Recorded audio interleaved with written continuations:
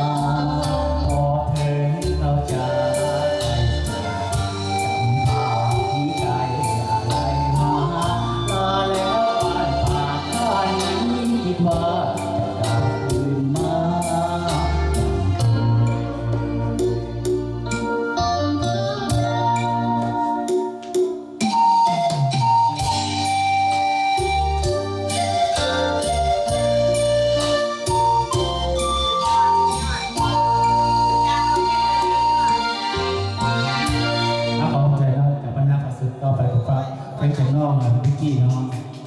นอนได้พี่น้องโอ้ยบริสุทธิ์ยอดอาจารย์เพิ่นมาคำควรให้ฟังว่าพี่น้องบ่ธรรมดาเด้อพี่น้องเด้อฟอร์หน้าตัดสินกะเกง